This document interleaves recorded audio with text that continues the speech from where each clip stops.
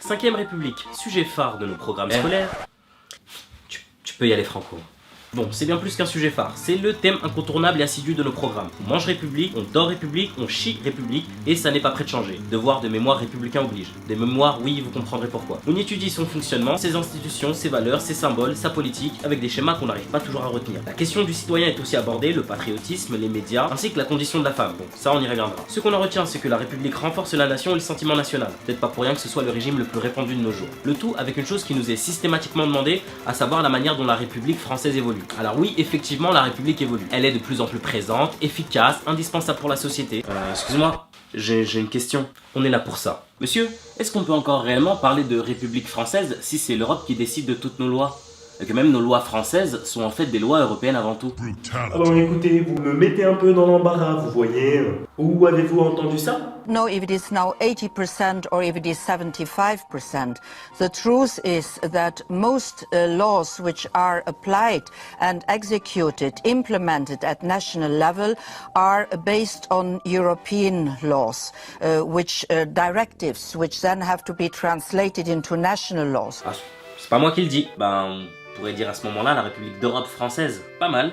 Ou la République française d'Europe. République mondialiste, je pense que ça sonnerait mieux. Car le mondialisme veut ça. Filer les pleins pouvoirs à l'Europe, in fine à des banquiers. On devrait voter pour le seul président important qui compte, c'est le président de l'Europe. Pour ensuite les filer un État mondial et par la même occasion supprimer les nations. Un jour, vous dites que les États disparaîtront, on vivra dans un hyper-empire. Et pour ceux qui doutent encore, allez jeter un œil aux réunions du Bilderberg. Je vais y arriver.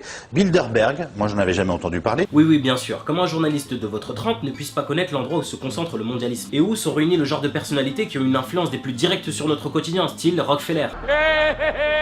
Attends. Refais ça. Rockefeller. Tous réunis au même endroit pour discuter des questions internationales, c'est-à-dire notre quotidien. Alors bien sûr, les médias ne fondent pas l'opinion, mais là, eux qui ont pour habitude d'être à l'affût de tout, ont décidé à l'unanimité, inconsciemment bien sûr, de nous épargner ce genre d'infos. PS, les têtes qui défilent sont justement nos représentants ayant participé à ces réunions. Moi, perso, ça me dérange pas.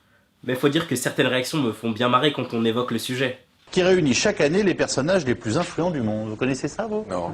Bon, voilà. Je connais bien. Dernière question, Natacha. Par exemple, vous interrogez sur le cercle Bilderberg, auquel vous avez participé 3 fois, qui est un cercle fondé par David Rockefeller en 1954.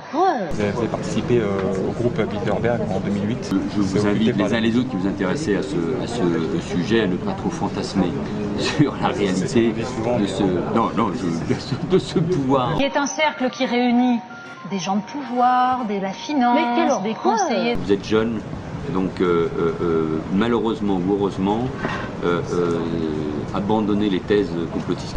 Non, pas quelle horreur, simplement je m'interroge. Pour répondre franchement, je pense, mais faites attention aux thèses complotistes. Je crois que vous avez, avec tout le respect que j'ai pour votre parcours professionnel, une vision un peu conspirationniste des choses.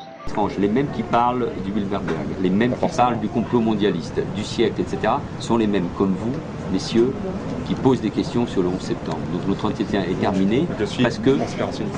Non, vous êtes des gens qui se posent des questions qui malheureusement sont assez inquiétantes, surtout quand on est aussi jeune que vous. Et c'est les mêmes qui ensuite, je vous l'accorde, nient la Shoah.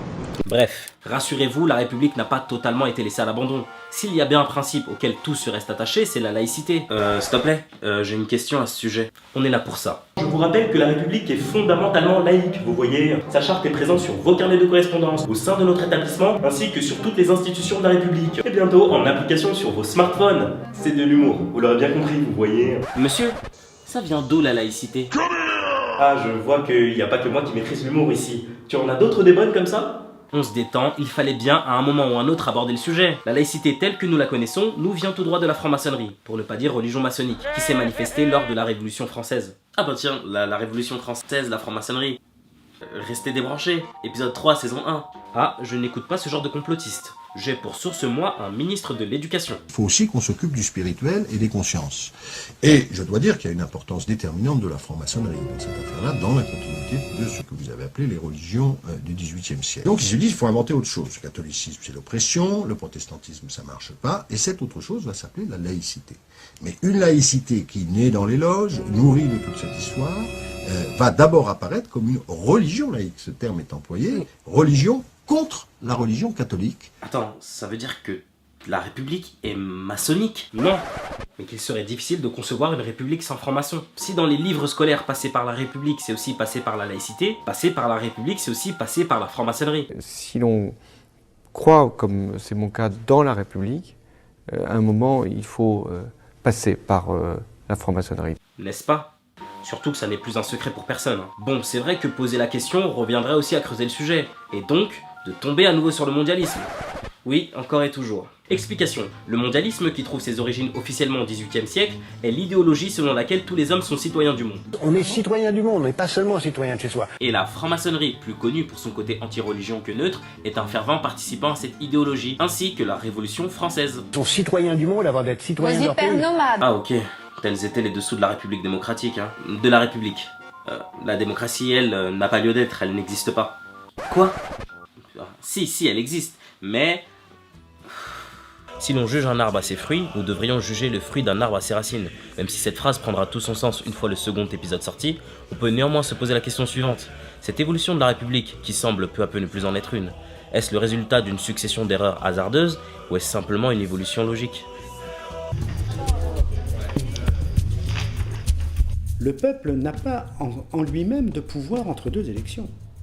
Et il est arrivé bien des fois, dans la dernière période, je pense par exemple au traité de Lisbonne, où 80% des parlementaires, donc du Parti socialiste, de la droite de l'époque, etc., et la présidence, 80% des parlementaires soient pour un traité, que les Français votent à 55% contre.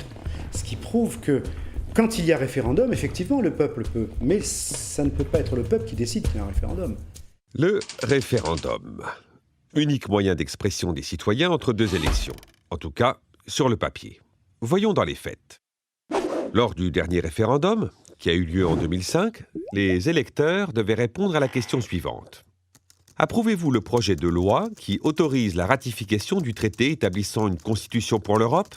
Tout le monde avait débattu, échangé, réfléchi, communiqué. Au final, les Français avaient dit non à 55%. Une catastrophe pour l'ensemble de la classe politique, persuadée de l'absolue nécessité d'approuver ce texte. La solution est simple. Ils vont bricoler l'ancien texte, changer quelques tournures de phrases et surtout changer le titre. Désormais, on parlera du traité de Lisbonne. Cette fois, le président ne prend pas le risque du référendum. Non, le Parlement valide le traité sans l'avis du peuple et le tour est joué. Résumons. Un texte que 55% des Français rejettent sera tout de même validé 4 ans plus tard. Le référendum a joué son rôle, il a participé à l'illusion de la démocratie. Et cela donne aujourd'hui un texte très compliqué, compréhensible justement uniquement par les juristes, un texte de 300 pages. Alors, est-ce qu'il est scandaleux d'avoir procédé ainsi? Est-ce que la démocratie européenne ce soir est perdante ou au contraire, est-ce qu'il s'agissait d'un passage obligé pour relancer l'Europe? Eh bien là, je crois qu'il s'agit à chacun de se faire sa propre opinion. Merci François. Si on dit que sur les choses importantes, il ne faut surtout pas appeler le peuple à se prononcer, on appelle même ça le populisme, ça veut dire qu'en clair, on admet qu'on n'est pas en démocratie. La vraie démocratie, c'était par exemple à Athènes, dans les cités italiennes, par exemple, et c'était considéré comme ça jusqu'à Montesquieu et Rousseau au XVIIIe siècle. Il n'est pas de loi légitime sans l'approbation implicite ou explicite du peuple. Si aujourd'hui le peuple est impuissant face aux décisions politiques, ça n'a pas toujours été le cas. Revenons à l'origine de la démocratie. Au 5e siècle avant Jésus-Christ, Athènes est en pleine crise. L'appauvrissement des paysans ne cesse d'augmenter. La politique appartient aux nobles, ce qui agace profondément les commerçants et artisans en soif de pouvoir. Qui plus est, les pauvres demandent plus d'égalité. Quel bordel! Pour préserver le calme et l'unité de la cité, le système est réformé. Une première dans l'histoire, la démocratie est en marche. Cette évolution s'étalera sur plus de 100 ans avec 4 grands bâtisseurs, Dracon, Solon, Pisistrate et Clisthène. À l'époque, la barbe est à la mode. Le principe de ce nouveau régime repose sur la participation du peuple aux décisions. Et oui, la politique est l'affaire de tous les citoyens athéniens. En pratique, comment ça se passe? La cité organise environ 30 fois par an des assemblées ouvertes et pouvant contenir jusqu'à 6000 citoyens. Ici, on débat collectivement pour ratifier les lois, voter le budget, décider de la paix et de la guerre. Dans l'hémicycle, tout citoyen athénien a droit à la parole. Une indemnité journalière est donnée aux plus pauvres pour compenser les jours de travail perdus. Chacun peut participer avec la même importance, quel que soit son niveau social. Grâce à la démocratie, les Athéniens se sont construits une conscience politique. Un activisme civique incomparable avec l'ignorance et l'apathie politique que nous connaissons aujourd'hui. Démocratie, ça veut dire pouvoir du peuple, par le peuple, pour le peuple. Et dans la tradition, depuis l'Antiquité, depuis la fondation à Athènes, dans l'Antiquité archaïque des premières démocraties, il n'est pas de loi légitime sans l'approbation explicite du peuple. Alors en ce sens, les institutions de la Ve République en France ne sont pas du tout une démocratie. Nous ne sommes pas au regard de la théorie politique dans une démocratie, puisque la démocratie, c'est le régime dans lequel, tour à tour, les gouvernants sont gouvernés. Et gouverner, gouvernant. Voilà, tous les citoyens participent à la vie politique. Manifestement, on n'en est pas là. On est plutôt dans un régime représentatif. Il ne faut pas oublier que le régime qui est le nôtre aujourd'hui, la démocratie dite représentative, c'est un régime qui a été inventé à la fin du XVIIIe siècle aux États-Unis et en France, justement pour constituer une alternative à la fois à la démocratie et à la monarchie. C'est un régime qui n'a de démocratie que certains aspects, qui ne correspond pas véritablement à l'idéal démocratique originel. Donc n'oublions pas que nous n'avons jamais été véritablement en démocratie. Jusqu'au XVIIIe siècle, la politique, c'est soit la monarchie de droit divin, la tyrannie, l'oligarchie, la dictature, en gros l'empire, le roi, bon.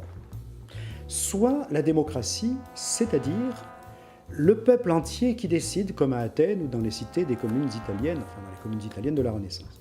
Le début de la Révolution française, c'est encore ça. C'est le peuple dans la rue, c'est le peuple qui décide de discuter, de déclarer des droits universels, enfin bon, voilà. Et puis au milieu de la Révolution française, il y a un petit texte de l'abbé Sieyès qui dit à un moment donné... Les citoyens qui se nomment des représentants renoncent et doivent renoncer à faire eux-mêmes la loi.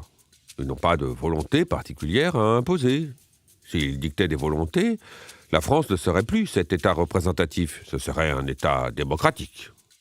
Et oui, l'abbé Sieyès, leader révolutionnaire, est l'un des fondateurs du système représentatif.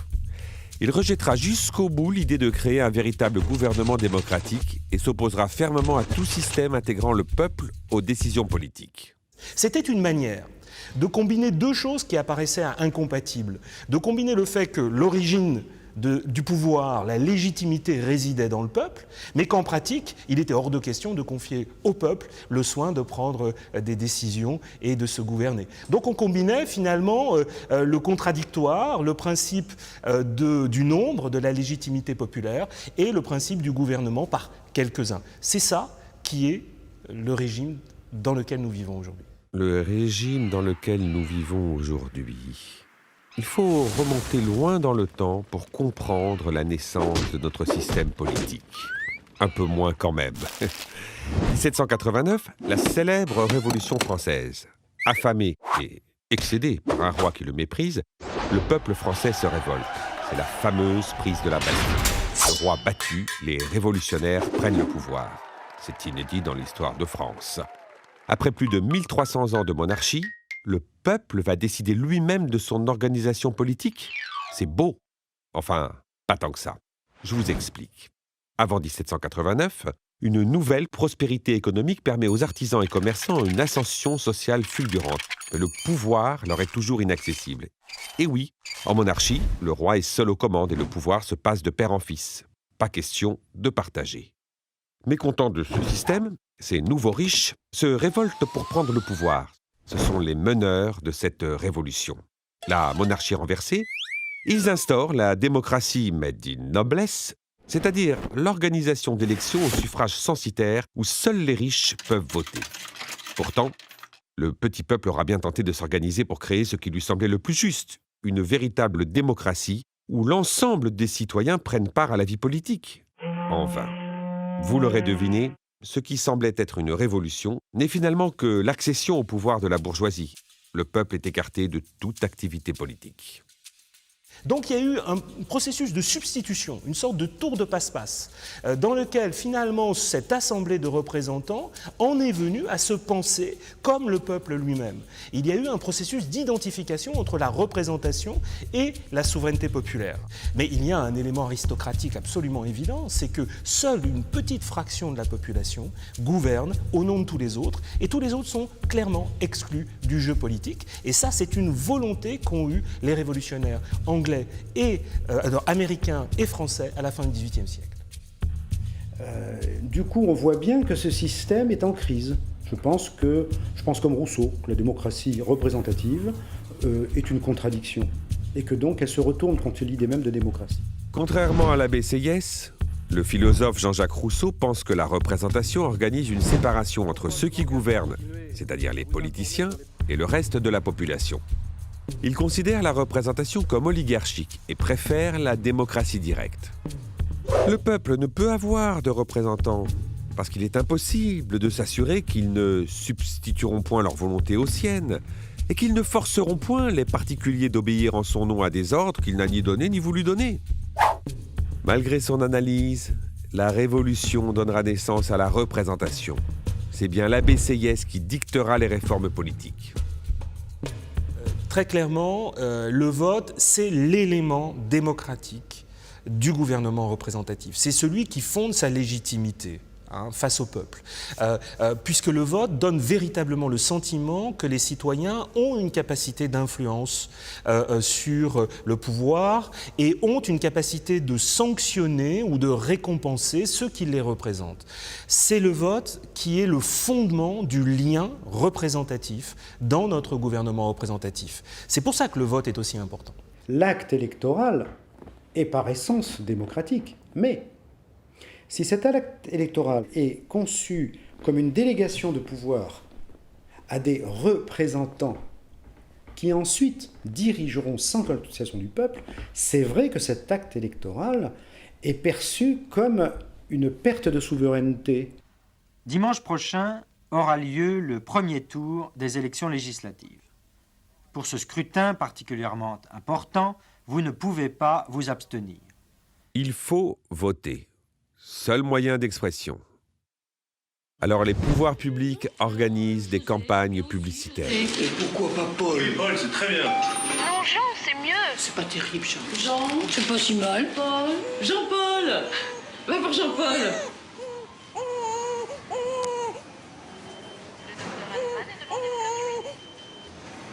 L'objectif est d'inciter à voter et réduire l'abstention à un acte antidémocratique. À l'école, on nous apprend à voter pour être un bon citoyen. Mais ne l'oublions pas, le vote n'est pas le fondement de la démocratie, juste une de ses composantes. Les révolutionnaires ne sont pas morts pour le droit de vote, mais pour plus d'égalité et de liberté. Seulement, cette idée est tellement inculquée comme un devoir, dès le plus jeune âge, qu'il est difficile de s'en défaire. Écoutons Alain Badiou, philosophe, face à un journaliste. Est-ce que vous réalisez, juste Alain Badiou, vous avez de la culture, vous avez de l'humour, que votre manière de parler pourrait être ressentie comme une insulte par des gens qui se sont fait tuer pour le droit de vote en 1848, en 1870. Des gens y croyaient à ces choses-là. Mais bien Ils sûr. sont morts pour avoir le droit de voter. Mais évidemment, et je considère que le droit de vote a été, dans l'histoire des idées politiques, une conquête. Mais comme toute chose, les conquêtes, il faut en faire de nouvelles. Nous savons maintenant, depuis un bon siècle, ce que le droit de vote est capable de donner. Et ce que le droit de vote est capable de donner, c'est de toute évidence, sur les questions sociales, économiques et fondamentales, un conservatisme inébranlable. D'autant plus inébranlable qu'il est périodiquement légitimé par le scrutin. Alors nous devons maintenant aller au-delà de ça, c'est tout. Il ne suffit pas de dire qu'on a un suffrage universel pour dire qu'on est en démocratie. Et ce qui manque à l'Occident, c'est un nouvel idéal démocratique dans le sillon des Lumières qui porterait une espérance. Or aujourd'hui, la démocratie, c'est devenu un régime très conservateur. Les pouvoirs qui nous gouvernent ne sont pas des pouvoirs élus, ce sont les marchés financiers, ce sont les grandes entreprises, ce sont des acteurs de l'ombre qui ne sont en aucun cas en position de responsabilité politique. Ça, c'est la première raison évidente pour laquelle la démocratie ne se résume pas à l'élection. Parce que c'est vrai que son trait le plus flagrant à cette démocratie, c'est que les décisions sont prises par un ensemble de gens qui, en général, sont dans des sphères, dans le haut, on va dire, des pyramides économiques, médiatiques ou politiques. c'est là que les choses se passent en général. Il est clair qu'aujourd'hui, l'argent joue un rôle de plus en plus important en démocratie. On voit dans un certain nombre de démocraties, à commencer par la démocratie américaine, qu'il faut être riche pour se faire élire. C'est ce qu'ils appellent les deep pockets, les poches profondes. Aujourd'hui, les candidats doivent pouvoir mobiliser des moyens financiers importants. Et donc, du coup, ceux qui sont capables de financer ces élections ont une voix prépondérante dans la politique américaine. Donc ça, c'est un premier point. L'argent est corrupteur des démocraties et est aujourd'hui en train de les, clairement, de les désubstantialiser, de les dévitaliser.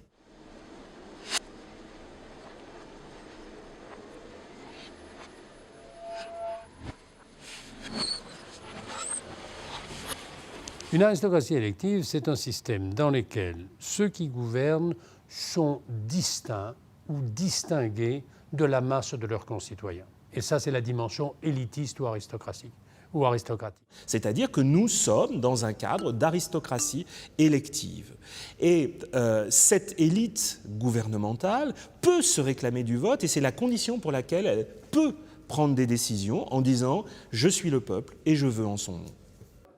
Une aristocratie élective, le pouvoir d'une élite élue par les citoyens. Des mandats gagnés par une démonstration de leur supériorité face au peuple. Costumes, cravates et facilité d'élocution sont les armes les plus percutantes pour remporter la bataille électorale. La classe politique veut marquer sa différence, se distinguer d'un peuple considéré comme incompétent pour s'occuper des affaires publiques.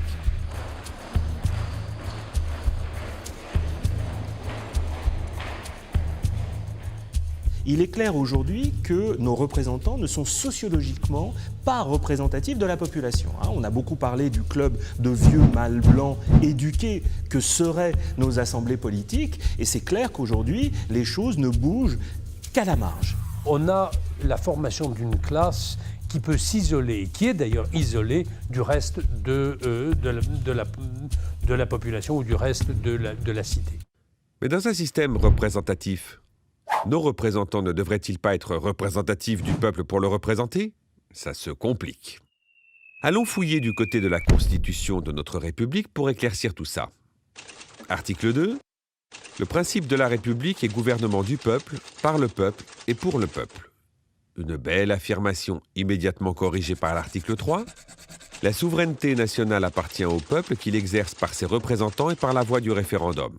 Le référendum, on a vu le résultat, vous vous souvenez. Quant aux représentants, ils incarnent la volonté du peuple, mais sans lui ressembler sociologiquement. La Constitution n'évoque aucunement l'idée d'avoir une assemblée à l'image du peuple. Actuellement, l'Assemblée nationale est composée de 577 représentants du peuple. C'est bien, cela devrait permettre une bonne représentation du pays. Regardons ça de plus près. En France, les ouvriers et les employés représentent plus de 50% de la population. À l'Assemblée, seulement 1,9% des députés sont de ce milieu. À l'inverse, les cadres supérieurs ne représentent que 16% de la population alors qu'ils composent à plus de 81% l'Assemblée nationale. Quelles en sont les conséquences? Tout simplement la défense de leur propre intérêt. Un exemple. 20% des ménages les plus riches auxquels appartient en majorité la classe politique bénéficient de 79% des réductions d'impôts. On voit bien que l'intérêt général n'est pas à l'ordre du jour de nos députés. Nous ne savons plus qui nous sommes, nous les élus, et ce que nous représentons vis-à-vis de nos citoyens. Je l'ai encore vérifié à l'occasion d'une campagne régionale où j'ai eu l'honneur de me mesurer à M. Rousset, que j'ai vu à l'instant, et j'ai vu qu'au fond, chez nos concitoyens, il n'y avait même pas de méchanceté ni d'agressivité à notre égard, comme il y en a eu à d'autres moments. Il y avait une certaine indifférence, un mal nécessaire, nous rencontrer sur le marché. Quant aux jeunes, ils me posaient tous la question, dites-nous 2 ou 3 bonnes raisons qui pourraient nous pousser à voter. Le malaise de cette démocratie représentative se retrouve chez certains élus. L'anticonstitution européenne nous condamne à un chômage de masse en ne protégeant que la monnaie comme si c'était le veau d'or. Tous les banquiers du monde savent que quand ils luttent contre l'inflation, ça se paye en chômage des plus défavorisés. Ce que vous venez d'entendre, est-ce que c'est une analyse politique classique bien qu'un peu radicale ou est-ce que c'est une thèse complotiste? Il y a une inversion des mots. D'abord, je ne suis pas un citoyen. Un citoyen, c'est autonome. Ça vote, il vote lui-même ses lois. Moi, je suis un simple électeur. C'est-à-dire, je suis hétéronome. Je subis la loi écrite par quelqu'un d'autre. Nous appeler citoyens, c'est nous payer de mots. On se la pète, mais on n'est rien du tout. Qu'est-ce qu'on fait dans cette démocratie ? Et c'est ce qu'ils veulent. Ils veulent pas d'inflation parce qu'ils veulent que leurs billets de banque continuent, parce qu'ils en ont beaucoup. Ils veulent que ça continue à valoir de l'argent. Mais c'est qui ils? Les banquiers, les puissants? Et ils veulent du chômage parce que le chômage, ça va être intimidant pour les salariés. Ça va leur permettre de payer des bas salaires. Et des bas salaires, pour eux, c'est des hauts profits. Mon Dieu, est-ce qu'il est en train de parler des Juifs? Étienne Chouard ne serait-il qu'un conspirationniste de plus? Comme ce gars-là qui voit dans les traînées nuageuses autant de vaporisation chimique commanditée par les Atlantes et Bilderberg pour nous contrôler? Matelas spécial fabrication Bilderberg. Et ouais, laisse tomber, ces gens-là travaillent pour cette civilisation Atlante. Je ferai une vidéo tout à l'heure sur les Atlantes, parce qu'on m'a demandé d'expliquer qui sont les Atlantes. Parce que oui, actuellement sur Internet, ça débat pour savoir si Étienne Chouard est fréquentable ou pas. Alors, comment en est-on arrivé là? Dans cette prétendue démocratie, qu'est-ce qu'on a comme droit? On a le droit de désigner des maîtres politiques qui vont tout décider à notre place pendant 5 ans. On les désigne parmi des gens qu'on n'a même pas choisis, en plus c'est les plus riches qui les choisissent. Et dans le cas éventuel où ils nous trahissent au dernier degré, on n'a pas le moindre moyen de résister. Étienne Chouard était en 2005 un petit professeur de lycée marseillais quand un beau matin, voilà qu'on nous consulte sur une histoire de traité instaurant une constitution européenne. Alors Étienne y prend ça très au sérieux, il lit, il se renseigne, il essaye de comprendre et il débat en faveur du non sur Internet. Il devient même ce qu'on pourrait appeler un blogueur médiatique. Ce dont il a l'impression, c'est qu'on se fout de la gueule du peuple et le résultat du référendum lui donnera raison. Quelques années plus tard, le voilà qui revient à la charge, mais cette fois-ci c'est bon, il a réfléchi. Si les gens bons ne veulent pas gouverner, et qu'on donne le pouvoir, comme dans le gouvernement représentatif, à ceux qui le veulent, les pires gouverneront. Il a trouvé le problème et la solution. Une vraie démocratie où vous donnez le pouvoir à n'importe qui, et les meilleurs d'entre nous sont parmi ces n'importe qui ne veulent pas du pouvoir. C'est la démocratie qu'il nous faut. Mais c'est à nous de le vouloir. Il ne faut pas attendre que nos élus le veuillent. Ils ne le voudront jamais. Les élus, ils ne veulent pas la démocratie. Ça les foutrait au chômage, la démocratie. Le problème, c'est la corruption des élus. Et la solution, c'est le tirage au sort. Le tirage au sort, à Athènes, il donnait un tout petit peu de pouvoir, pas longtemps, et jamais 2 fois de suite, avec plein de contrôles qu'il faudrait prendre le temps d'expliquer, ce qui fait que les Athéniens, ils donnaient ce petit peu de pouvoir pour le garder pour eux. Comme nous l'explique Bruno Mazur dans son petit carré qui tourne. Les députés doivent-ils être tirés au sort? La question n'est pas aussi impertinente qu'il n'y paraît. En effet, la République athénienne a confié durant 2 siècles des responsabilités à des citoyens tirés au sort. But de la manœuvre, éviter que ne se constitue une caste de politiciens élus à vie, une sorte d'aristocratie élective de plus en plus coupée de la réalité sociale. C'est pas les tirés au sort qui votaient la loi. Les tirés au sort, ils faisaient la police, ils faisaient la justice, donc ils appliquaient les lois, ils faisaient les préparations des lois, parce que les Athéniens, en assemblée, ils pouvaient pas préparer les lois. Alors à première vue, ça paraît un peu léger, voire farfelu. Qu'est-ce que c'est que cette idée de laisser Monsieur Tout-le-Monde écrire des lois, alors que quand même c'est quelque chose de sérieux et de compliqué? Mais après tout, on tire bien au sort des jurys dans les cours d'assises. Exactement. Je crois que l'argument de la compétence pour écrire les lois ne tient pas. Les députés ne sont pas omniscients par le fait qu'ils sont élus. Ça ne devient pas des saints, des magiciens. Quand un médecin est élu, il n'est pas plus compétent que moi sur une centrale nucléaire ou sur le réchauffement climatique. Et je crois que c'est le travail qu'il va faire sur ce sujet qui va le rendre compétent au moment où il va le faire, et n'importe qui pourrait le faire très bien. Parce que les représentants étaient affaiblis par le tirage au sort, les citoyens avaient la garantie qu'il restait le souverain. Donc voilà, l'argumentaire d'Étienne, il est rodé, il tient la route, donc Étienne il va débattre, seulement il veut débattre avec tout le monde. Et c'est ce qu'on va commencer à lui reprocher.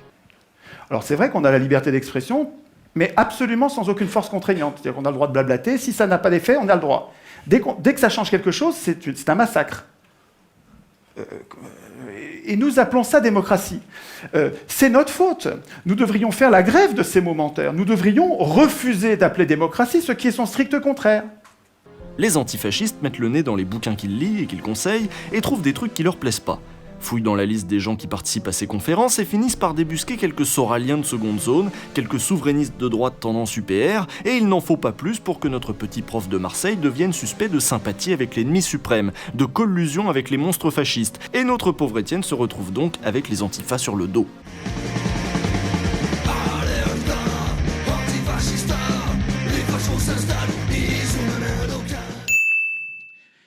Nous en profiterons également pour introduire l'idée de référendum d'initiative populaire. Et puis, nous en profiterons pour introduire la reconnaissance du vote blanc de plein exercice. Lorsque le vote blanc arrive en première position, l'élection est annulée. Mais dans cette nouvelle élection, toutes les personnes qui se sont présentées au suffrage de la première sont interdites de se représenter. Le nouveau billet de 20 francs lui rendra hommage aux Français de gauche. Hommage côté avers à l'extrême gauche. Et ainsi qu'aux immigrés et aux étrangers qui se sont battus pour que vive la France. Réduire les inégalités qui ravagent la société française. Casser l'engrenage vers la guerre qui nous emmène vers la guerre contre le monde arabo-musulman ou vers la Russie. C'est-à-dire que la mondialisation n'a pas les mêmes règles pour tout le monde. Nous voulons que tout le monde ait les mêmes règles et la réciprocité. Le retrait immédiat de la France du réseau INDECT, ce réseau de surveillance généralisée financé par l'Union européenne, notamment pour surveiller vos courriers électroniques. Les Français ne sont pas un peuple d'extrême. Est-ce que vous savez comment ça marche, les frontières extérieures de l'Union européenne? Vous ne savez pas, mais je vais vous montrer un peu comment ça marche. Le mur de Berlin n'a rien à envier à ceci. Ceux qui veulent faire peur aux Français en agitant la menace de la fermeture des frontières en cas de sortie de l'UE sont les premiers à construire des frontières d'une extrême cruauté où des centaines de migrants meurent chaque année. Nous ne sommes pas fermés sur le monde, nous voulons des coopérations internationales. Il faut que nous ayons plus de coopération avec les pays d'Afrique, du Moyen-Orient, avec les pays d'Amérique latine. C'est bien parce que c'est ça qui favorise la paix. C'est ça qui favorise la paix, ce sont les échanges avec tous les peuples du monde sans distinction nauséabonde entre ceux qui appartiendraient à l'Europe et les autres. Ça n'est pas vrai. Est-ce qu'on a le droit de dire ça à la télévision française sans qu'aussitôt quelqu'un vous dise « Ah, vous êtes d'extrême droite !» parce que vous avez été dans un local qui était possédé par un mec qui est d'extrême droite. Voilà le débat qu'il y a maintenant dans les médias français. C'est une honte. La France n'est plus une démocratie. Au risque de faire sursauter, la France n'appartient pas qu'aux Français. La France est un patrimoine moral, un patrimoine historique, un point de référence mondial qui est attendu de tous les pays du monde.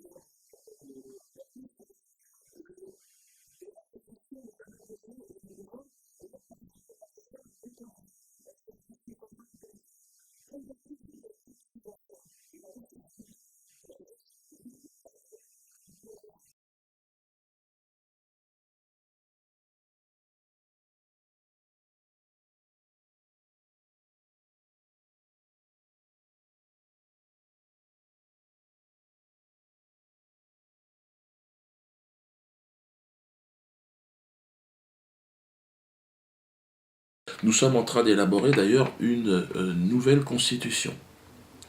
Notre objectif principal étant d'organiser des élections vraiment libres en France, dans ce pays, d'ici à 2 ans. Et pour en finir, si vous voulez, une bonne fois pour toutes avec cette classe politique de merde, qui nous empêche même de faire des quenelles dans la rue aujourd'hui.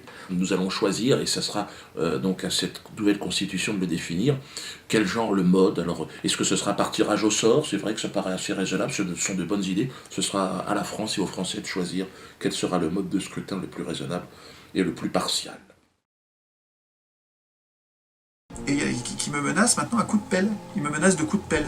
De me convaincre. C'est sympa comme méthode. Putain, mais qui est fasciste là-dedans? Enfin, ça fait peur, quoi. Hein. C'est des gens qui sont prêts à cogner, quoi. C'est pas très convivial, enfin, comme accueil, on fait mieux quand même. Hein. Alors moi j'ai trouvé ça super intéressant parce que je trouve que ça amène à se poser plein de questions sur la démocratie, le peuple, le pouvoir, l'argent, la domination. Comment en est-on arrivé à avoir en même temps la démocratie et la domination? La démocratie, ce sont tueux, guépiers. L'enfer est toléré, l'enfance est condamnée. Et que chaque citoyen, fragile ou insensé, ravale bien gentiment ses doux rêves égorgés. Pourtant dans ce pays d'or et de joie, personne nous empêche de chanter la Chavard, de s'astiquer la bite en se disant tout bas, pourvu que ça continue, que ça continue, que ça continue. Si vous êtes un adepte de BFM TV, il y a fort à parier que vous n'ayez qu'assez peu entendu parler d'Étienne Chouard et de ses diatribes contre le système électoral. Ces rares passages télé ne sont d'ailleurs pas très intéressants. Monsieur Mazur, là par exemple, sur LCP, lui avait imposé un contradicteur assez navrant en la personne de Jean-Michel Métaphore. Le tirage au sort, c'est du Jean-Pierre Coff appliqué à la politique. C'est-à-dire au motif que les ingrédients de la cuisine électorale ne sont pas de qualité, on rejette la cuisine elle-même. Est-ce que ça, c'est pas un vrai problème de notre démocratie, de voir des politiciens à vie, en quelque sorte?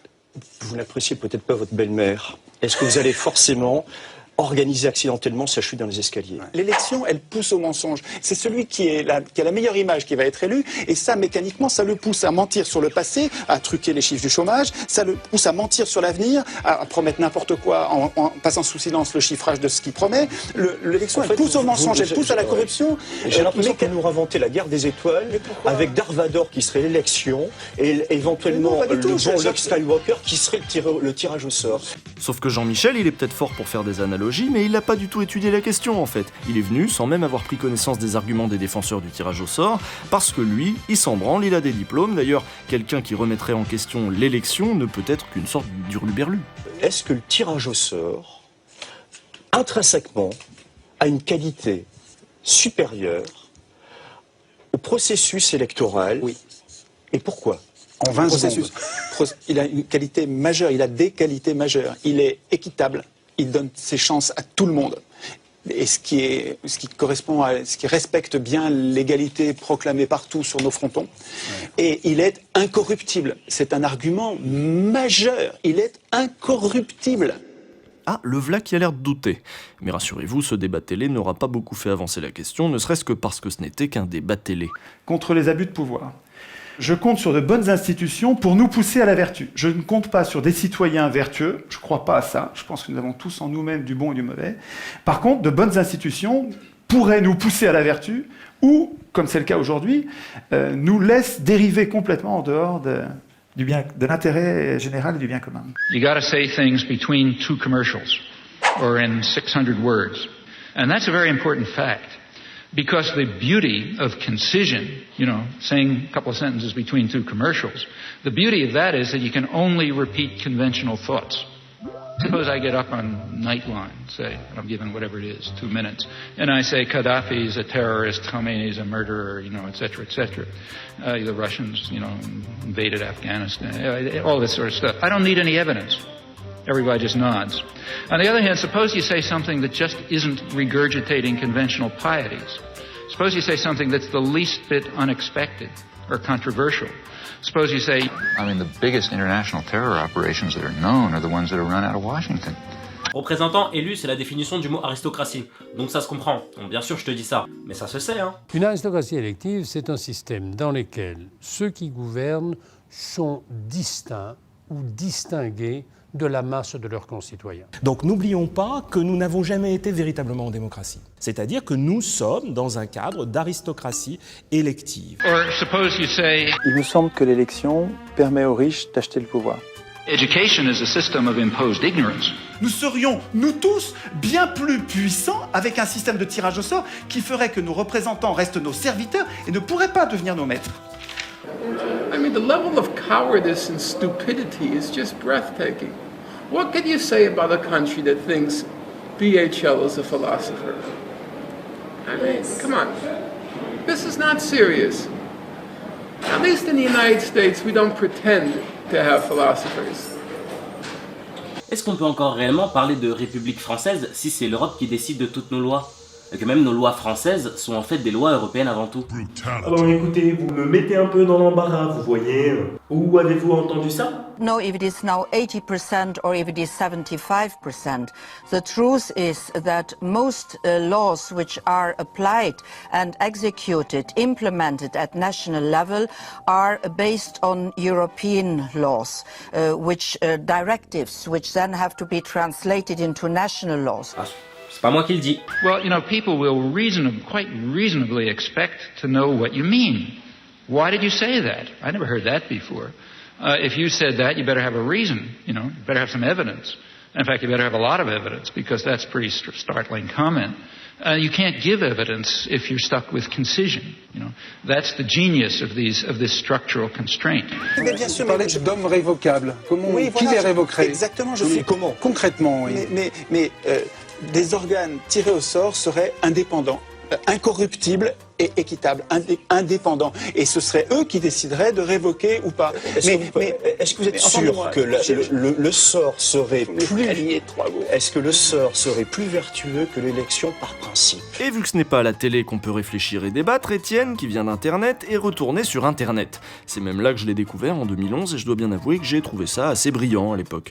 Moi j'aime bien les gars qui réfléchissent et qui bousculent les idées reçues, qui pensent contre la doxa, contre ce qui semble aller de soi.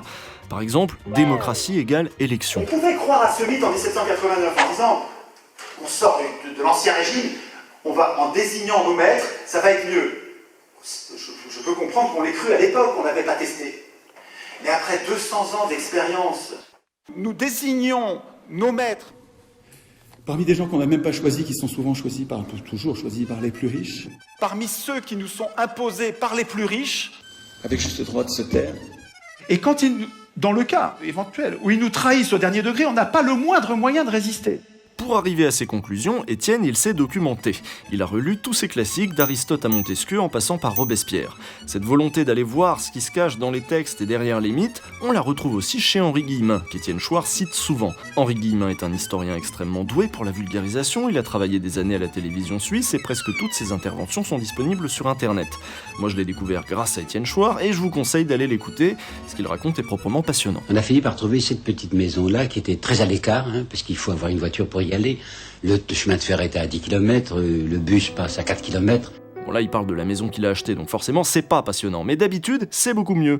Il y a chez Guillemin des enseignements que Chouard a retenus et qu'on ferait bien de tous retenir. Croire à l'histoire officielle, c'est croire des criminels sur parole. Alors ça, Étienne, il l'a bien retenu. D'ailleurs, l'un comme l'autre ont en commun d'avoir, à un moment de leur parcours intellectuel, eu l'impression d'avoir été bernés. D'abord, je cherche à comprendre la cause des injustices sociales. J'essaye de voir s'il n'y a pas une cause principale pour toutes les injustices sociales. Ensuite, je découvre avec émerveillement les idées géniales qui fondaient la démocratie athénienne, donc une vraie démocratie. Je remets plein de mots à l'endroit, des mots importants qui sont complètement mis à l'envers depuis au moins 200 ans. Parce qu'en effet, on nous apprend à l'école l'histoire officielle. On nous y enseigne, par exemple, que Voltaire, ce grand penseur des Lumières, eh bien c'est à lui qu'on doit d'être aujourd'hui libre et émancipé. La morale de Voltaire, celui qu'on nous présente comme un parangon de vertu, le modèle absolu de la tolérance, de la raison, un salopard! Quand on a un problème, quand il y a un mal à soigner, évidemment, ne vous en prenez pas aux conséquences. Vous ne réglerez pas le problème. Ne vous en prenez même pas aux causes. Elles sont multiples, tout est multifactoriel. C'est pas ça. Il vaut mieux chercher parmi toutes les causes. La cause, s'il y en a une, au moins une des causes déterminantes, c'est-à-dire celle qui détermine les autres causes. Le procès de Voltaire, il est chargé. Mais en tout cas, la morale de Voltaire, la morale des Lumières, qu'on nous présente comme l'alpha et l'oméga de la raison et de la liberté et de la tolérance, c'était une nation bien organisée, est celle où le petit nombre fait travailler le grand nombre est nourri par lui et le gouverne. Hein, c'est bien ramassé, il y a toute la saloperie du gouvernement représentatif où les riches condamnent les pauvres aux travaux forcés à leur profit pour pouvoir rien foutre. C'est Voltaire. Henri Guillemin était un intellectuel chrétien proche du Parti communiste. Faudrait pas en effet que la Manif pour tous nous fasse oublier qu'il y a eu et qu'il y a des chrétiens de gauche et même des chrétiens très à gauche. Et Henri Guillemin nous livre souvent son point de vue d'homme de gauche. Un homme qui ne peut pas rester insensible face à l'injustice, mais qui essaye d'être juste. Alors c'est ce que je vais essayer de faire, hein. Une histoire véridique, de vous dire la vérité, de ne pas vous cacher ce qui peut me gêner dans cette histoire-là, qui n'est certes pas toujours belle, mais enfin en m'appliquant à être avant tout honnête. Ça ne s'est pas passé par hasard. C'était pas bien au début, en 1789, quand ça a commencé il y a 200 ans, et puis ça s'est pas dégradé, c'est pas du tout ça.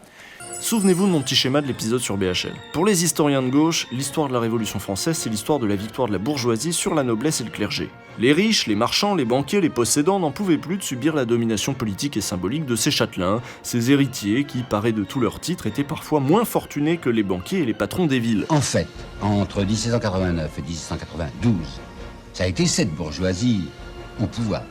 Une bagarre de possédants, quoi, une rixe de nantis entre richesse mobilière et richesse immobilière, entre aristocrates et bourgeois. Mais il n'a jamais été question de donner le pouvoir au peuple. Le peuple, pour ces gens-là, c'est une foule grouillante, une masse, une force qui fait peur et qu'il faut contenir, apaiser, mater, faire travailler. Mais jusqu'à quand les pauvres, les 99%, vont-ils défendre l'élection comme si c'était une vache sacrée? Enfin, je veux dire, pour moi, il y a quelque chose de indéfendable à voir tous ces pauvres qui défendent l'élection alors que le tirage au sort leur rendrait le pouvoir. Qu'est-ce qui fait que nous tenons à l'élection ? Pour cela, ils ont entretenu depuis ces temps-là l'illusion démocratique via l'élection. Une habile trouvaille, c'est bien plus subtil qu'un pouvoir monarchique, impérial, autoritaire. Et cette fois, ça sera extrêmement puissant comme rempart. C'est la volonté nationale elle-même qui décide qu'il faut faire une république, par exemple, conservatrice. Alors quiconque se soulèverait contre un gouvernement républicain se soulève contre la liberté, puisque c'est la liberté qui s'est exprimée et qui règne à l'aide du suffrage universel. Alors vous voyez quel attentat monstrueux. On peut mobiliser toutes les forces nationales contre ceux qui prétendaient lutter contre un gouvernement dit démocratique. C'est pas la raison, parce que les faits montrent que nous n'avons pas intérêt à ça. Mais par contre, c'est les mythes. L'école dite républicaine nous apprend que depuis qu'on est tout petit, que élection égale démocratie, démocratie égale élection. Alors, depuis que tout petit, on le croit. Et donc, il y a une période de désintoxication de ces mensonges de pouvoir. Il faut arriver à remettre les mots à l'endroit. Oui, mais qu'est-ce que c'est que la volonté nationale? En fait, c'est la majorité. Hein. La majorité du suffrage universel, c'est-à-dire la moitié plus 1. Ben, c'est très facile d'obtenir la majorité au suffrage universel quand on sait s'y prendre. On peut entendre beaucoup de choses par « quand on sait s'y prendre ». On peut penser aux banques, toujours habiles quand il s'agit de tisser d'étroits liens avec le pouvoir politique, comme Goldman Sachs qui place ses hommes à tous les postes clés aux États-Unis et dans l'Union européenne. On l'a vu, c'est Goldman Sachs, c'est une banque d'origine anglo-saxonne. Eh bien, Goldman Sachs, qui désormais est l'un des grands dirigeants de l'ensemble de cette colonie américaine qui est devenue l'Europe.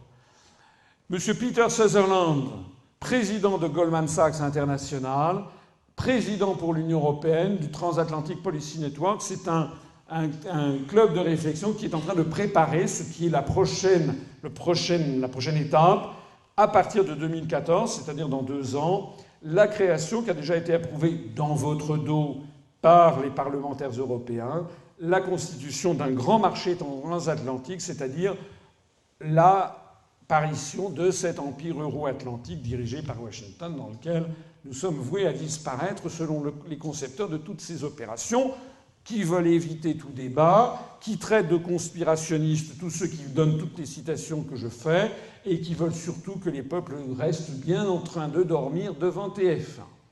Alors, Peter Sutherland a fait nommer M. Mario Draghi, qui était son jeune collaborateur, qui a remplacé Jean-Claude Trichet. Il a été nommé président de la Banque Centrale Européenne en novembre 2011. Il était auparavant vice-président de Goldman Sachs Europe. Donc vous voyez que c'est un junior par rapport à Peter Sutherland, ancien vice-président de la Commission européenne, ancien président du groupe de Bilderberg, président de Goldman Sachs International, donc qui a fait nommer M. Mario Draghi.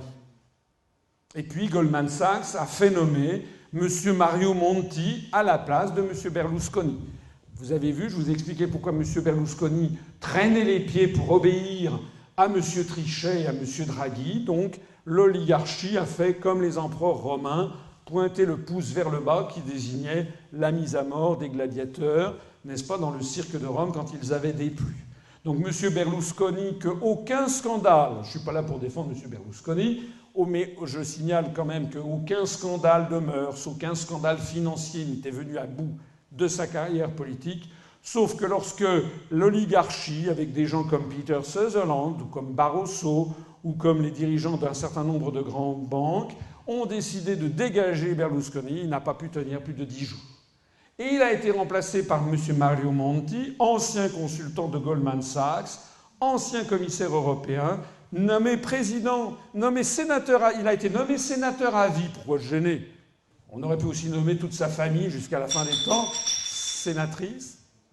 Il a été nommé sénateur à vie par le président de la République italienne, sur demande bien entendu, et ensuite il a été nommé de là président du Conseil italien, c'est-à-dire le chef du gouvernement, sans élection. C'est comme aussi président du Conseil italien, c'est celui qui a la réalité du pouvoir. Le président de la République en Italie est un chef d'État sans pouvoir. Hein, c'est comme si on nous apprenait qu'on a nommé un nouveau président de la République en France. C'est d'ailleurs presque ce qui s'est passé, mais c'est une autre histoire. Donc, lui, il a été nommé sans élection en novembre 2011. Et puis, vous avez vu qu'il avait succédé, en fait, quelques semaines auparavant, la même chose s'était produite en Grèce, lorsque M. Papandréou, qui était le Premier ministre grec socialiste, qui avait été prévenu par les urnes, lui, il a eu, comme M. Berlusconi, il a eu des états d'âme, il a lancé l'idée d'un référendum, enfin, il n'a pas lancé l'idée, il a décidé, il était le Premier ministre grec, il a décidé d'un référendum pour demander aux Grecs s'ils étaient d'accord. Aussitôt, l'oligarchie a décidé qu'il fallait le descendre, parce qu'il n'était pas tolérable de demander l'avis du peuple grec. Donc, vous avez eu aussitôt tous les journaux du continent qui ont traîné M. Papandréou dans la boue, et il a été obligé d'avaler son chapeau en revenant à la télévision une semaine après en disant qu'il renonçait à son référendum, ce qui est quand même inimaginable. Et à partir de ce moment-là, il a été dégagé et remplacé par ce nouveau milieu, au sens milieu mafieux. Hein. On a en fait affaire, même si c'est des cols blancs, des cravates, nous avons affaire à un phénomène de nature mafieuse qui est en train de s'abattre sur le continent. Monsieur Papademos, qui a été nommé Premier ministre grec sans élection. Il était l'ancien conseiller, c'est un grec, Loukas Papademos, ancien conseiller de la Banque fédérale de Boston, aux États-Unis, ancien gouverneur de la Banque de Grèce de 1994 à 2002, au moment même où la Grèce s'est qualifiée pour l'euro grâce à des comptes falsifiés par Goldman Sachs, et ancien vice-président de la BCE. Donc ce monsieur, Papademos, c'est quand même le type qui a falsifié les comptes de la Banque centrale de Grèce avec la complicité de Goldman Sachs pour entrer dans l'euro.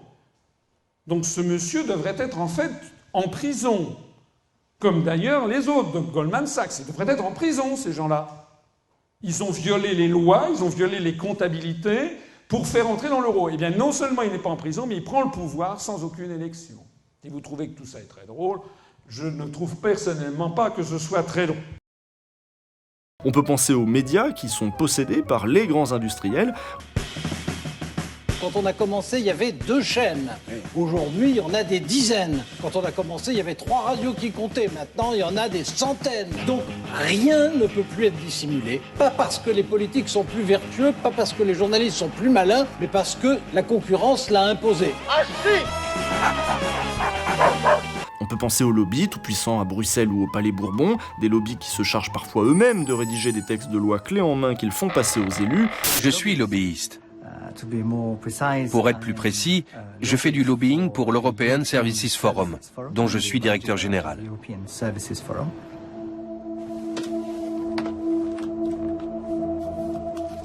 Pour les journalistes, il y a 2 manières de ne pas remettre en cause le pouvoir qu'exercent les propriétaires des médias. Ils peuvent le nier tout simplement, ou bien affirmer qu'il est normal, voire naturel, que ce pouvoir s'exerce. C'est pas trop douloureux, docteur? Non, ça va.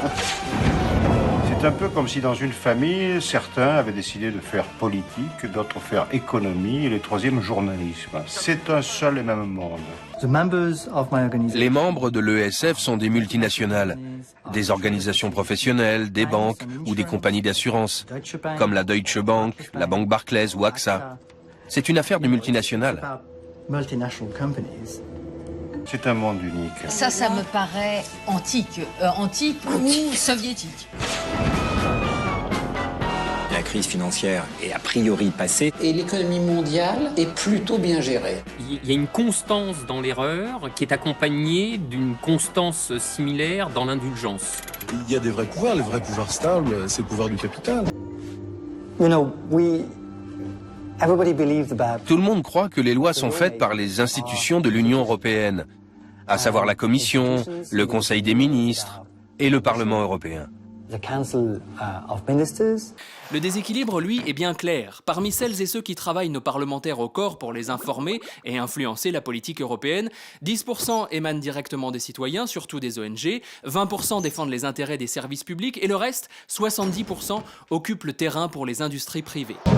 Il y a un problème républicain dès l'instant que de très gros intérêts financiers liés à de très gros intérêts médiatiques sont en liaison intime avec l'État. Ce sont donc ces chefferies éditoriales des gardiens parfaitement visibles de l'ordre social existant.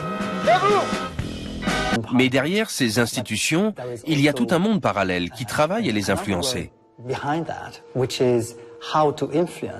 C'est en découvrant cela que j'ai commencé à m'intéresser au lobbying.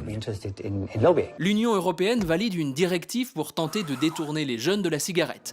200 représentants des 3 plus grosses compagnies mondiales de tabac, Philip Morris, British American Tobacco et Japan Tobacco, débarquent alors dans la capitale belge pour protéger un marché de plus de 121 milliards d'euros. À 3 millions d'euros les 2 semaines, ils n'ont pas fait que manger des frites. Mais qui sait, peut-être qu'un jour les politiques refuseront de se faire inviter à leur table. Rêvons un peu, c'est un lobbying comme un autre. Le système rejette tout ce qu'il ne peut pas récupérer. Vous ne restez jamais à l'antenne impunément.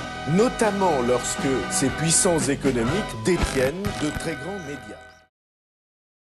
Des élus bien trop occupés par leur réélection prochaine ou leur dernier passage télé. Le cumul des mandats devrait prendre fin pour 2017. Mais pour ceux qui n'ont pas suivi, prenons un exemple simple. Un caissier occupe un poste à l'enseigne A. Ce même caissier a également un emploi à l'enseigne B et aussi un poste à l'enseigne C. Ce salarié cumule ses 3 salaires à temps complet. Le problème, c'est que ce caissier ne peut assumer chaque emploi efficacement. Nous sommes d'accord. Eh bien, un politique cumulard, c'est le même principe avec la petite différence que pour lui, c'est légal, car c'est un politique et qu'il sait lui-même fixer ses propres règles, ben voyons, sans demander l'avis du peuple. Cela donne des cas incroyables. Christian Estrosi, député des Alpes-Maritimes, maire de Nice. Président de la métropole Nice-Côte d'Azur. Président du conseil de surveillance du CHU de Nice. Résultat, une poignée de politiciens monopolise l'ensemble des postes de décision avec des records d'absence à leur poste. Cette aberration va peut-être prendre fin en 2017, mais cette loi rencontre des difficultés à être adoptée. Et oui, 80% des députés et sénateurs sont cumulards. En retardant cette loi, la classe politique tente de défendre jusqu'au bout ses propres intérêts au détriment de la démocratie. Voilà une raison de plus qui m'a convaincu de ne pas voter.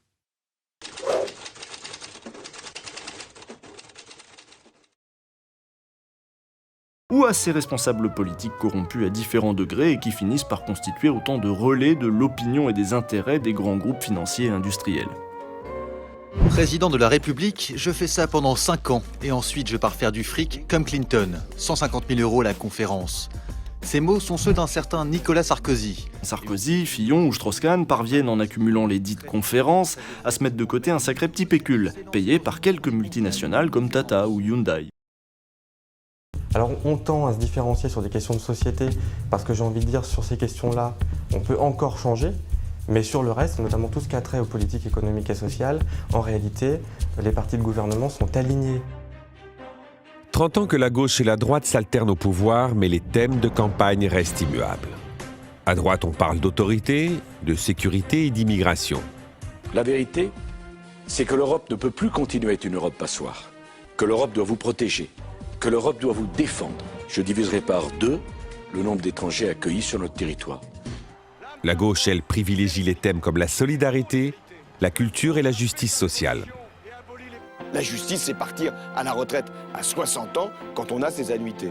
La justice, c'est taxer les revenus du capital comme ceux du travail. c'est dissuader les rémunérations indécentes. L'existence d'un véritable débat de fond est complètement anéantie par la recherche du pouvoir. Les partis mettent en avant des thèmes pour ratisser l'électorat le plus large possible, laissant croire à une bataille gauche-droite. Mais quel que soit le pouvoir en place, le programme économique, lui, reste inchangé. Privatisation, libéralisation, discipline budgétaire. Pas au début, pas il y a 200 ans, mais après 200 ans d'évolution progressive, c'est Goldman Sachs qui va gouverner toute la planète. Pour Étienne, la démocratie telle qu'on nous la présente n'est rien d'autre que le règne de l'oligarchie. Et nous, grands couillons que nous sommes, on appelle ça démocratie. Notre démocratie représentative s'est muée en oligarchie financière. Elle n'est d'ailleurs pas une démocratie. Maintenant, nous le savons. Mais c'est vrai qu'à l'école, on apprend élection égale démocratie, démocratie égale élection. Moi, quand j'étais tout petit, on m'apprenait ça. Et on me disait, on va élire tes délégués de classe parce que c'est la démocratie. Ou quand un pays changeait de régime, sortait de la tyrannie, on mettait en place des élections, on disait, il accède à la démocratie. Et donc il y a un conditionnement, quoi. Les télés en parlent, les journaux en parlent, les professeurs, moi-même, je disais, la démocratie, c'est les élections. Et donc il y a un conditionnement, mais c'est de l'intoxication, quoi. Hein. Mais je crois que ça démocratie, c'est une blague. Cette confusion qu'il y a entre démocratie et élection, c'est vrai qu'on l'assimile. Ça nous empêche on dit tel pays est démocratique puisqu'il y a des élections libres. Mais je crois que c'est quelque chose qui a du poids, simplement, qui a du poids dans la propagande qu'on en fait, parce que les pays qui n'ont pas d'élection, effectivement, ne sont pas démocratiques. Et qu'on n'a pas de contre-exemple, par exemple de tirage au sort, d'autres façons. Oui. On a soit des dictatures, soit des pays qui ont des élections libres. Donc, effectivement, on ne peut pas dire que c'est pareil. Il vaut mieux avoir des élections que d'avoir une dictature. Et c'est ça la force de la propagande autour de démocratie égale élection, c'est qu'il n'y a pas de contre-exemple pour le moment. Tiens, le tirage au sort. Aujourd'hui aux oubliettes, c'est pourtant le fondement de la démocratie athénienne née 500 ans avant Jésus-Christ. Peu importe les revenus, le métier ou bien l'origine sociale, le tirage au sort donne à chacun la même chance de participer au pouvoir. Aucune inégalité. Concrètement, comment ça marche? L'élément central de cette démocratie, c'est l'Ecclésia. Rappelez-vous, l'Assemblée citoyenne ouverte à tous. C'est là que tout se passe. 500 Athéniens y sont tirés au sort parmi une liste de volontaires pour composer la boulée. L'Assemblée qui prépare les lois, gère les finances et contrôle les magistrats. Ces derniers sont également tirés au sort parmi l'Ecclésia et veillent à la bonne application des lois. Seulement 10 d'entre eux sont élus pour s'occuper principalement de la stratégie militaire de la cité. Pour la justice, les jurés sont constitués de citoyens tirés au sort parmi la population. Une fois tirés au sort, chaque citoyen passe un examen, la dokimasie. Il ne s'agit pas de contrôler leurs compétences, mais de vérifier leur citoyenneté et leur moralité. L'Ecclésia pouvait également voter la destitution de tout citoyen tiré au sort en cas d'abus. Le plus important dans cette démocratie athénienne, c'est l'alternance entre gouvernants et gouvernés. La rotation entre les dirigeants et les citoyens, des mandats courts et révocables. Durant sa vie, un Athénien sur 2 était au moins une fois membre de la boulée. La grosse majorité des citoyens athéniens avaient eu l'expérience directe de la participation à la décision directement et de la gestion des affaires publiques. Donc on avait une politisation qui était incomparable avec celle que l'on a aujourd'hui. Jamais le tirage au sort a été utilisé sec, et c'est vrai, c'est important d'insister là-dessus parce que les gens ont peur du tirage au sort, parce qu'ils imaginent de remplacer l'élection par tirage au sort, alors que c'est absolument pas l'idée. Il me semble qu'il faut penser plutôt une combinaison plutôt qu'un... De toute façon, on n'aura pas le choix. Je veux dire, si on arrive à avancer dans quelques structures le principe tirage au sort, ce ne sera pas en empêchant qu'il y ait des élections. Donc il faut marcher sur les deux jambes. Si nous n'avons pas pour l'instant de tirage au sort ni de démocratie dans la Constitution, c'est parce que ceux qui écrivent la Constitution sont des professionnels de la politique, qui sont jugés partis, qui ont un intérêt personnel à instituer. Évidemment, je leur en veux même pas. Hein. Ils sont en situation de conflit d'intérêts, ils sont en train d'écrire la règle qu'ils devraient craindre. La Constitution, ils devraient en avoir peur. La Constitution sert à les affaiblir pour nous protéger, nous tous. Et ils l'écrivent eux-mêmes. Alors bien sûr, ils instituent leur puissance, et le tirage au sort les affaiblirait, rendrait de la puissance au peuple. Le tirage au sort semble être une solution à nos problèmes. Direction la Colombie-Britannique, une des 10 provinces qui composent l'État fédéral du Canada.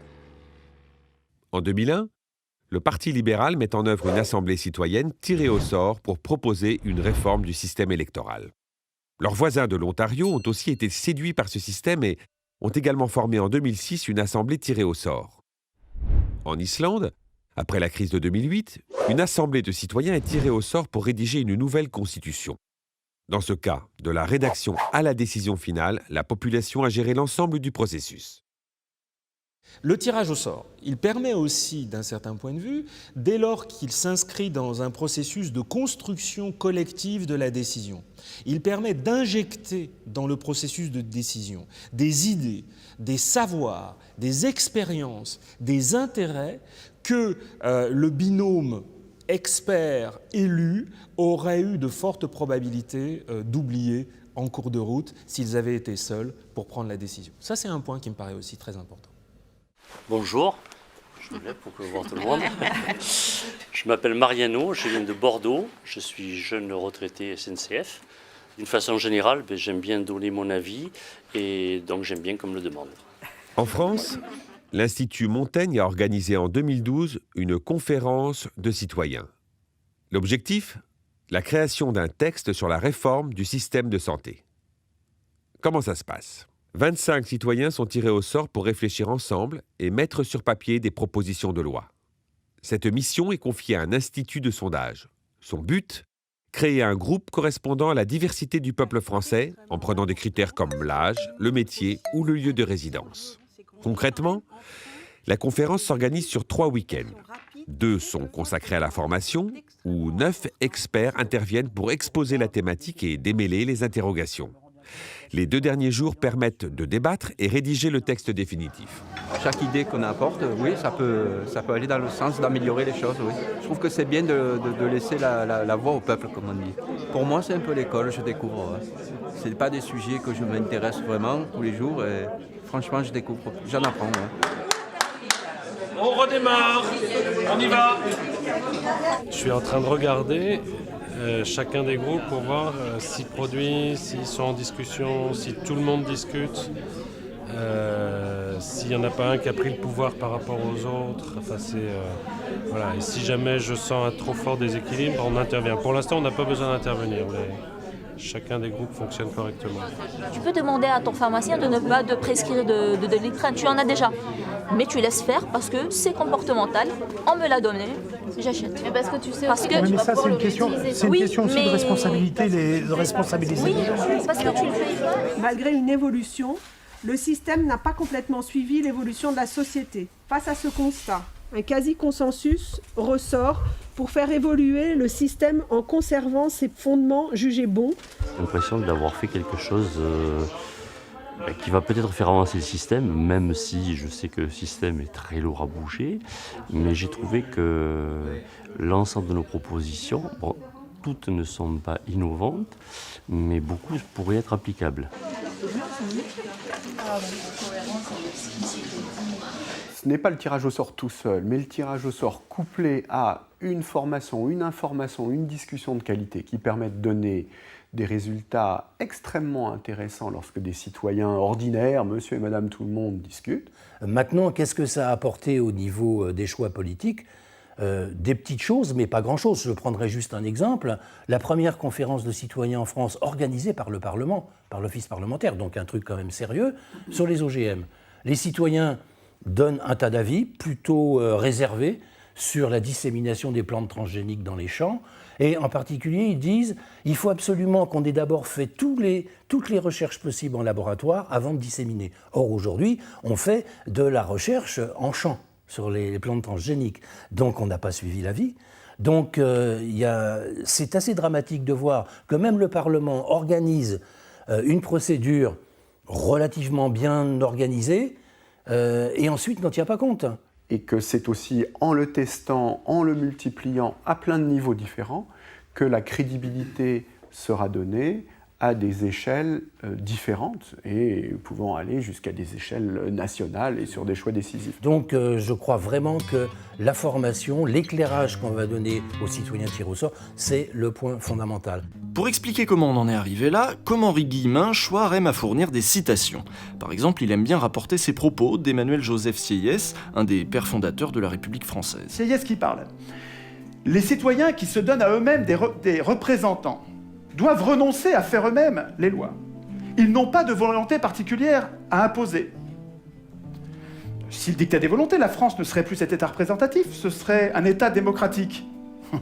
Le peuple, c'est toujours du Sieyès. Sieyès, c'est celui qui a tué Robespierre, qui l'a assassiné. Le peuple, je le répète, dans un pays qui n'est pas une démocratie, entre parenthèses, et la France ne saurait l'être. Tenez-vous-le pour dit. Le peuple ne peut parler, ne peut agir que par ses représentants.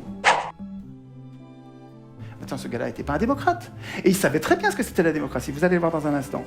Tout le monde savait, avant 1789, tout le monde savait, Montesquieu, Aristote, ils savaient tous que l'élection est aristocratique, donc oligarchique. Pendant 200 ans de tirage au sort à Athènes, il y avait des riches et des pauvres. Pendant 200 ans de tirage au sort, c'est des pauvres qui ont dirigé toujours. Notre impuissance politique, elle est programmée dans un texte dont tout le monde se fout. C'est incroyable. Nous nous foutons de la Constitution alors que c'est là qu'est écrit le fait que nous ne pouvons rien contre nos élus. Étienne, il a une maîtrise de droit. Du coup, pour lui, la cause des causes, la cause de notre impuissance et des injustices sociales ne peut être que nichée dans le droit, dans les règles du jeu. Tous les pouvoirs ont une tendance à abuser. Toujours. Montesquieu. C'est comme une loi physique, implacable. Et il y a une idée géniale pour nous protéger de ça, c'est la Constitution. La Constitution, ça sert à affaiblir les pouvoirs. Ça sert à inquiéter les pouvoirs, pour nous protéger, nous. Nous protéger, nous, contre les abus de pouvoir. Nous avons en France un conseil constitutionnel chargé de faire respecter notre Constitution. Un texte qui réglemente par exemple les comptes de campagne des partis politiques. En 1995, ce conseil constate de lourdes irrégularités dans les comptes de campagne de Jacques Chirac et d'Édouard Balladur. Qu'est-ce qu'il fallait faire? Déclarer que les comptes étaient irréguliers, c'était le clash politique. Ou on refait l'élection, ou la démission du président qui venait d'être investi. Bon, le malheur politique. Pour changer les choses, il me semble que nous ne pouvons pas compter, il ne faut pas compter sur ceux qui ont le pouvoir en ce moment. La solution ne viendra pas d'eux. La solution, elle viendra des gens normaux, des gens simples, des gens qui ne veulent pas de pouvoir. Et là, il faut que vous connaissiez cette pensée d'Alain, qui est un penseur formidable, à connaître absolument, qui disait: de l'autre côté, accepter un petit tripatouillage, entre guillemets, des comptes, et tout était régulier. Vous avez bien entendu, si le Conseil constitutionnel avait suivi les règles de la Constitution française, celle-là même qui est d'après Chouard là pour nous protéger des abus des politiques, Chirac n'aurait pas été élu en 1995. Le trait le plus visible de l'homme juste est de ne point vouloir du tout gouverner les autres, et de se gouverner seulement lui-même. Cela décide tout. Autant dire que les pires gouverneront. Si les gens bons ne veulent pas gouverner, et qu'on donne le pouvoir, comme dans le gouvernement représentatif, à ceux qui le veulent, les pires gouverneront. Le Conseil a constaté que M. Jacques Chirac a recueilli la majorité absolue des suffrages exprimés requises pour être proclamé élu. Le Conseil a eu peur de l'instabilité politique. Ce piège qui est désespérant d'Alain, Alain, il a raison quand il dit ça, il a raison dans le gouvernement représentatif. Parce que tant qu'on donne le pouvoir à ceux qui le veulent, tous les gens qui sont justes, qui sont bons, qui ne veulent pas du pouvoir, on ne les aura pas. Alors que on peut sortir de ce piège, de cette tenaille, je pense, avec une vraie démocratie. Je serai le président de tous les Français. 2 ans plus tard, Chirac dissout l'Assemblée, la majorité présidentielle est défaite et les socialistes reprennent les affaires.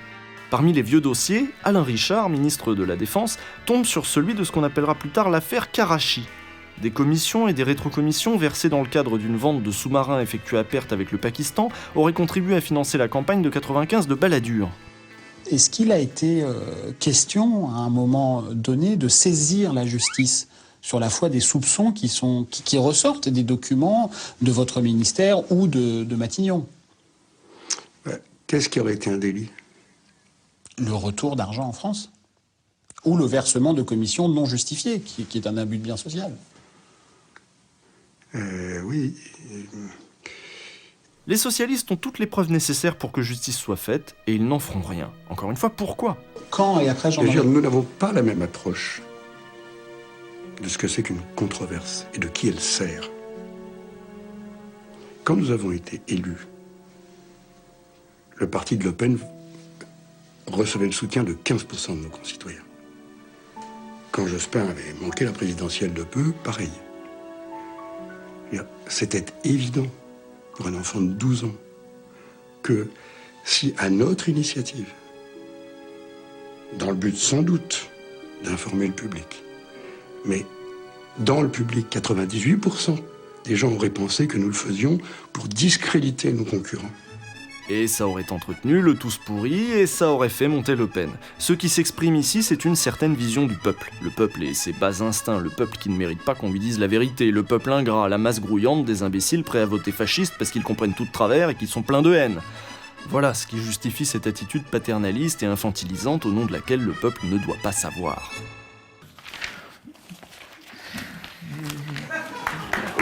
J'aurais un mot pour finir. Juste un mot. Et pour ce qui est de Jacques Robert, dites-vous qu'il n'est pourtant chargé que de faire respecter un texte, la Constitution. Ce qui choque Étienne Chouard, c'est que ce texte, ce sont ces mêmes élus, ces mêmes politiciens qui l'ont écrit. Ce texte qui, précisément, est là pour prévenir les excès du pouvoir. Pour nous protéger, nous protéger, nous, contre les abus de pouvoir. Mais attendez, si les représentants doivent craindre la Constitution, il ne faut pas qu'ils l'écrivent eux-mêmes. Sinon, s'ils l'écrivent eux-mêmes, ils vont programmer leur puissance et notre impuissance. Enfin, un enfant comprend ça. Donc l'idée centrale, mais vraiment c'est une idée essentielle, c'est que c'est pas aux hommes au pouvoir d'écrire les règles du pouvoir, et c'est pas à eux, il faut pas attendre que ce soit eux qui renoncent à écrire le pouvoir, ils renoncera jamais, la solution elle viendra pas d'eux, elle viendra de nous, c'est à nous de leur interdire d'écrire la Constitution. Alors moi j'étais plutôt d'accord avec tout ça, bien que je trouvais, comme Florence Gauthier, que la solution du tirage au sort faisait un peu formule magique. Non, c'est pas... L'élection était aristocratique, c'est ce que vous venez de dire. Oui. Mais, par construction, puisqu'elle consiste à choisir, mais peut-être que je me trompe, mais puisqu'elle consiste à choisir... Mais j'essaie de dire tout l'inverse depuis que nous discutons ensemble, mais bon. Mais l'élection consiste à choisir le meilleur Aristos. Mais pas du tout. Oh non, vous faites des glissements de sens qui sont quand même un petit peu légers et rapides. Hein. Mais alors, Aristote, qu'est-ce que j'en ai à faire de votre Aristote? Mais qu'est-ce que j'en ai à faire de votre Aristote? Je pense que cette idée est valable pour toute la Terre. Je vous remercie de votre attention.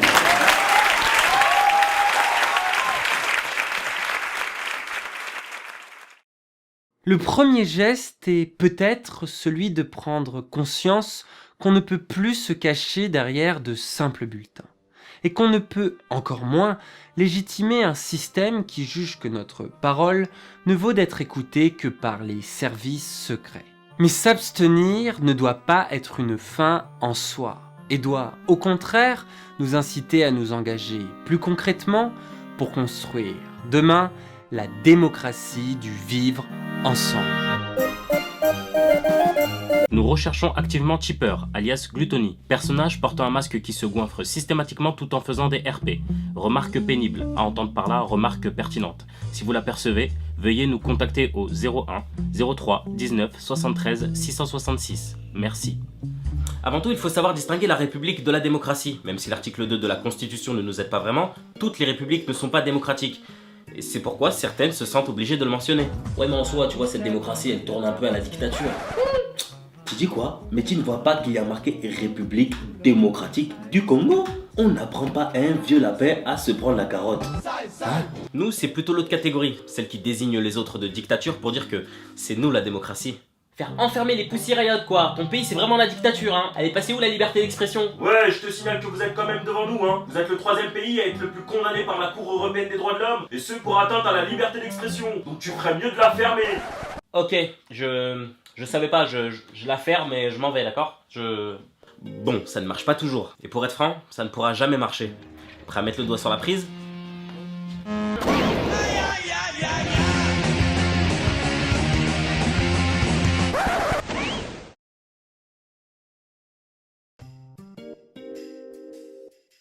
Les citoyens qui se nomment des représentants renoncent et doivent renoncer à faire eux-mêmes la loi. Ils n'ont pas de volonté particulière à imposer. S'ils dictaient des volontés, la France ne serait plus cet état représentatif, ce serait un état démocratique. Le peuple, je le répète, dans un pays qui n'est pas une démocratie et la France ne saurait l'être, le peuple ne peut parler, ne peut agir que par ses représentants. Ce type qui semble parfaitement savoir ce qu'est une démocratie et qui a priori n'en veut absolument pas, n'est rien d'autre qu'un des pères fondateurs de notre démocratie. Je refuse de le croire. C'est impossible. Vous remarquerez que la solution proposée face à cette horreur qu'est la démocratie, c'est un système avec des représentants élus. C'est-à-dire notre système actuel. T'es qui toi? Moi? T'occupes pas de moi. Je fais comme si j'étais pas là. Attends, tu veux dire que notre système actuel n'est pas démocratique? Ouais, c'est bien ce qu'il y a marqué, ouais. C'est bien ce qu'il y a écrit, mais c'est pas moi qui le dis, hein. La BCIS, leader révolutionnaire, est l'un des fondateurs du système représentatif. Évidemment, ce n'est pas le genre de choses qu'on t'enseignera à l'école, car sinon c'est tout un système que tu risquerais de remettre en question. À commencer par l'école elle-même, faute de ne pas te l'avoir dit. Les politiciens, qui eux aussi jusqu'à là se sont bien gardés de le dire. Et enfin, un système qui jusqu'à là t'a fait croire que ne pas voter était un acte antidémocratique, or qu'il se pourrait que ça soit justement le moyen de maintenir la volonté de nos pères fondateurs, volonté qui, elle, pour le coup, est antidémocratique. Tu finiras peut-être par être celui qui posera des questions inquiétantes auprès de ceux qui ne se sont jamais inquiétés jusqu'à là. Vous êtes des gens qui se posent des questions qui malheureusement sont assez inquiétantes, surtout quand on est aussi jeune que vous. Autrement dit, tu viens de mettre le doigt sur quelque chose. Sinon, rien n'a changé depuis ce discours. La volonté de nos pères fondateurs a bien été conservée. D'ailleurs, on la retrouve habilement placée après l'article 2 de la Constitution. Article 2. Le principe de la République est gouvernement du peuple, par le peuple et pour le peuple. Définition de la démocratie. Corrigé par l'article 3. La souveraineté nationale appartient au peuple qui l'exerce par ses représentants et par la voie du référendum. Alternative à la démocratie. En fait, il faut comprendre que tout ce qui pourrait paraître démocratique ne sera au final que illusoire. Même le référendum. Référendum, le truc de... le supplément de l'article 3. Bah ouais, c'est la même. Tiens. Le référendum, unique moyen d'expression des citoyens entre deux élections. En tout cas, sur le papier. Voyons dans les faits. Lors du dernier référendum, qui a eu lieu en 2005, les électeurs devaient répondre à la question suivante. Approuvez-vous le projet de loi qui autorise la ratification du traité établissant une constitution pour l'Europe? Tout le monde avait débattu, échangé, réfléchi, communiqué. Au final, les Français avaient dit non à 55%. Une catastrophe pour l'ensemble de la classe politique, persuadée de l'absolue nécessité d'approuver ce texte. La solution est simple. Ils vont bricoler l'ancien texte, changer quelques tournures de phrases et surtout changer le titre. Désormais, on parlera du traité de Lisbonne. Cette fois, le président ne prend pas le risque du référendum. Non, le Parlement valide le traité sans l'avis du peuple et le tour est joué. Résumons. Un texte que 55% des Français rejettent sera tout de même validé 4 ans plus tard. Le référendum a joué son rôle, il a participé à l'illusion de la démocratie. Tu vois, pas mal comme système, mais c'est pas un tour de passe-passe. Représentant, élu, c'est la définition du mot aristocratie. Donc ça se comprend. Bon, bien sûr, je te dis ça, mais ça se sait, hein. Une aristocratie élective, c'est un système dans lequel ceux qui gouvernent sont distincts ou distingués de la masse de leurs concitoyens. Donc n'oublions pas que nous n'avons jamais été véritablement en démocratie. C'est-à-dire que nous sommes dans un cadre d'aristocratie élective. La question n'est pas tant de savoir pourquoi ils ne nous l'ont pas dit, mais plutôt... pourquoi le ferait-il? Bah peut-être que ça n'est pas dans leur intérêt. Il est stipulé à aucun moment dans la Constitution que l'Assemblée doit ressembler sociologiquement à son peuple. Donc, nos intérêts sont différents. Surtout que ça hériterait ceux qui sont dans les coulisses. Non, ça faut pas le dire ça. Qui ça? Non, personne. Bah si, ceux qui sont dans les coulisses, ceux qui mettent en avant les politiques, les ventriloques. Bah, tu peux lui dire, ça c'est. Ok, extrait de ceux qui sont dans les coulisses. Toi, tu m'as vraiment mis dans la merde. Les pouvoirs qui nous gouvernent ne sont pas des pouvoirs élus, ce sont les marchés financiers, ce sont les grandes entreprises, ce sont des acteurs de l'ombre. Parce que c'est vrai que son trait le plus flagrant dans cette démocratie, c'est que les décisions sont prises par un ensemble de gens qui en général sont dans des sphères, dans le haut, on va dire, des pyramides économiques, médiatiques ou politiques. C'est là que les choses se passent en général. Jacques Attali a rendez-vous pour déjeuner avec un de ses amis, un de ces hommes politiques à qui il murmure ses conseils, Pierre Moscovici. J'aime parler avec Jacques Attali. Ministre, président, depuis 40 ans, tous ou presque, consulte Jacques Attali. Pourquoi toujours lui? À quoi sert-il? À chaque mandat, il y a une commission Attali. Emmanuel Macron, c'est vous qui l'avez repéré, on peut dire ça? Oui, le hasard de la vie. Conseiller de ministre, de président et préparateur de candidats. Ouais. Ça va? Il fallait mettre une cravate. Jacques Attali, chasseur de tête à gauche comme à droite. Rachida Dati, elle aussi, lui doit son ministère. Et en même temps, c'est un homme d'affaires. Le cœur de son métier, c'est banquier d'affaires. Et le cœur de sa fortune personnelle vient de là. C'est l'influence qui l'intéresse. C'est d'être dans l'ombre, juste derrière, comme les coulisses d'un théâtre. Finance, banque. Si l'élection a permis d'écarter le peuple du pouvoir, il a malheureusement permis au pouvoir d'argent de l'acheter. Il me semble que l'élection permet aux riches d'acheter le pouvoir. Et l'argent, lui, ne représente que lui-même. Non, il ne représente que plus d'argent. Mais t'as bouffé un clown, toi, dis donc. Ouais, c'est ça. La démocratie ne s'est jamais mieux portée pour eux. Eux, faut comprendre ceux qui sont dans les coulisses. Donc tout se passe bien, en fait, du point de vue des 1% qui se gavent comme jamais. Les banques qui devraient être en prison pour faillite frauduleuse, leurs patrons se font mieux payer que jamais et arrivent maintenant au gouvernement des différents pays. Je trouve que la situation n'est pas du tout catastrophique pour ceux qui financent les campagnes électorales des élus. Je trouve que la démocratie va pas si mal dans ce pays. Mais j'ai une bonne nouvelle. Et une mauvaise nouvelle aussi. Commence par la bonne. Ok, donc si t'as suivi l'épisode précédent, nous passons désormais à la démocratie européenne, qui s'est déjà illustrée dans l'affaire du référendum, qui passe à marcher concernant plus de 800 millions de consommateurs sans consulter qui que ce soit, qui a mis en place le projet INDECT. En fait, il n'y avait pas de bonne nouvelle, quoi.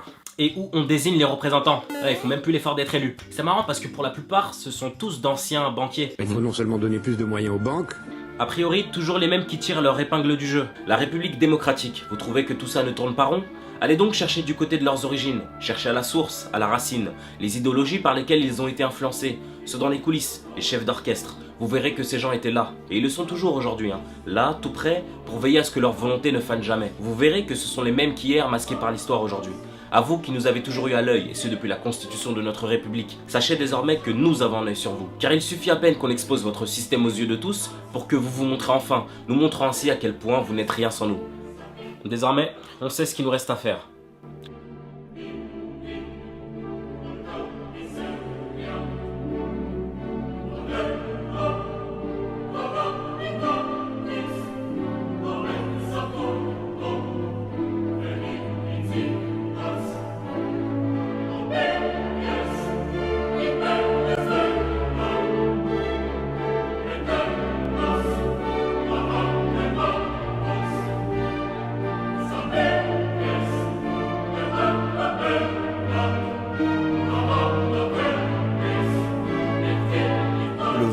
Et ce qui consacre cette élite de gouvernance. Sans le vote, ils ne sont rien. Et si par hasard, comme dans le roman du romancier portugais José Saramago, les citoyens décidaient de ne plus aller voter, ou de tous aller voter blanc, le système s'effondrerait d'un seul coup.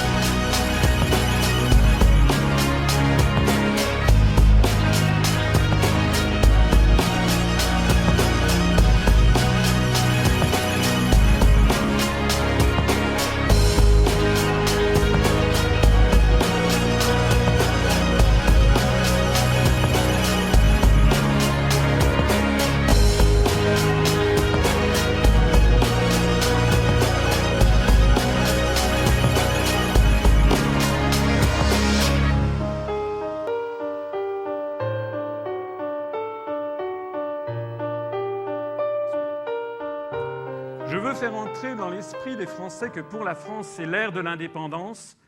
C'en est fini de l'ère de l'impérialisme, c'est ça le vrai sujet de l'élection présidentielle. Et tout ce que j'ai fait depuis 25 ans n'a pas de sens si ce n'est pour établir définitivement l'indépendance de la France. Voilà ce que disait à perfide Charles de Gaulle quelques mois avant la première élection présidentielle au suffrage universel de l'histoire de la Ve République. Le vrai sujet de l'élection présidentielle, c'est l'indépendance de la France.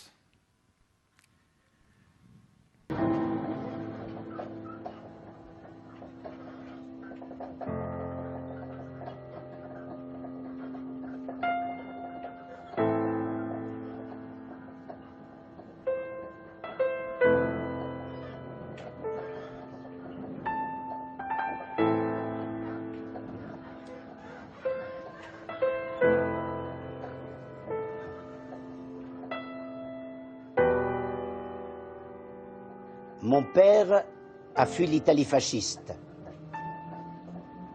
Mon père et mon frère sont rentrés très tôt dans la résistance. J'ai participé à mon premier déraillement à l'âge de 16 ans et demi dans le Sud, puis j'ai été muté dans les maquis de la Creuse. De la Creuse étant d'origine italienne, on m'a fait partir à la main-d'œuvre des FTP-MOI à Lyon. À 87 ans, Léon Landini ne cesse de répéter que la résistance ne s'est pas limitée à un fait d'armes, mais qu'elle portait aussi un projet de société révolutionnaire consigné dans le programme du Conseil national de la résistance. Un programme rédigé et signé dans la clandestinité par l'ensemble des partis politiques, des mouvements de résistance et des syndicats. Un programme intitulé magnifiquement « Les jours heureux », dont nous bénéficions encore tous les jours et qui donna naissance à la sécurité sociale, aux retraites par répartition, à la liberté de la presse, au comité d'entreprise, etc. Malheureusement, cette belle histoire n'a pas été racontée. Il y a maintenant urgence de le faire, ne serait-ce que pour questionner le monde dans lequel nous vivons aujourd'hui. Ici, s'est tenue le 27 mai 1943, sous l'oppression allemande, la première réunion clandestine du Conseil national de la résistance. C'est ici que, sous l'égide de Jean Moulin, tout a commencé.